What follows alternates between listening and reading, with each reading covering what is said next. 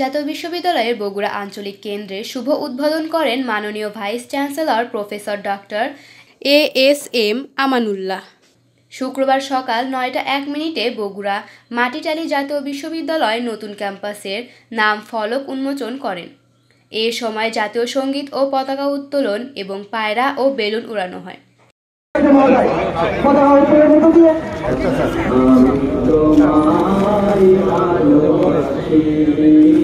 আস্তে আস্তে ও ডাকুন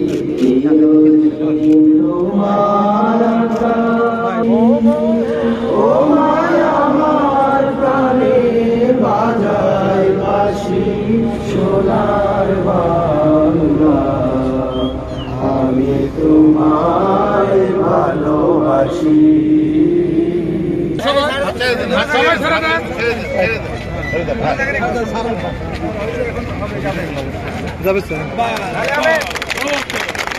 এরপরে বগুড়া সাতমাথা তৃতীয় মিলনায়তনে আলোচনা সভার আয়োজন করা হয়।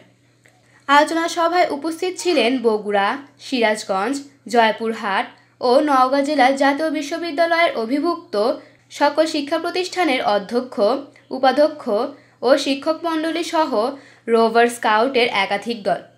এ সময় বক্তব্য রাখেন সমন্বয়কারী আঞ্চলিক কেন্দ্র বগুড়া রফিকুল ইসলাম, পরিচালক পরিবহন দপ্তর। বিশ্ববিদ্যালয়ের যে সিলেবাস যেভাবে হলো ইতিপূর্বে ধ্বংস করা হয়েছে, যেভাবে ইতিপূর্বে বাংলাদেশের এই জনগণকে, জনসমষ্টিকে মেধাশূন্য করার একটি অশুভ পায়তারা চলছিল, যে পায়তারা থেকে আমরা বেরিয়ে আসতে সক্ষম হয়েছি। গুরুত্বপূর্ণ বক্তব্য রাখেন সিরাজগঞ্জ সহকারী কলেজের অধ্যক্ষ প্রফেসর মোহাম্মদ আমিনুল ইসলাম ও অন্যান্য কর্মকর্তা। উক্ত আয়োজনে বক্তব্য রাখেন প্রধান অতিথি জাতীয় বিশ্ববিদ্যালয়ের মাননীয় উপাচার্য ASM আমানুল্লাহ।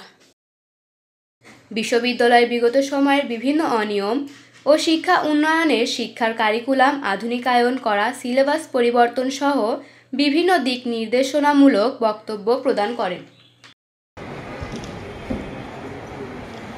জাতীয় বিশ্ববিদ্যালয় এই মুহূর্তে বিশ্বের দ্বিতীয় বৃহত্তম পাবলিক ইউনিভার্সিটি, এবং এটাকে নিয়ন্ত্রণে আনা যত সহজ মনে করছেন তত সহজ ছিল না। আমরা ২৫০০ কলেজে গভর্নিং বডি দিয়েছি। সেই গভর্নিং বডি দিতে গিয়ে আমরা জানি আমাদের কি অবস্থা হয়েছে। ২ থেকে ৫%, ১০% কলেজে গভর্নিং বডি হয়তো বা ঠিক হয় নাই। যেখানে ঝামেলা হচ্ছে সঙ্গে সঙ্গে গভর্নিং বডি আমরা ঠিক করে দিচ্ছি। অভিযোগ আসার সাথে সাথে সেই অভিযোগের সুরাহা আমরা করতে যাচ্ছি। গভর্নিং বডি নিয়ে কোনো ধরনের বাণিজ্য বাংলাদেশে করতে দেওয়া হবে না, আপনাদেরকে জানিয়ে দিলাম। শিক্ষক নিয়োগে, প্রিন্সিপাল নিয়োগে, কলেজের FDR, কলেজকে নিয়ে রাজনীতি করবেন গভর্নিং বডি, সেই কাজ জাতীয় বিশ্ববিদ্যালয় সহ্য করবে না।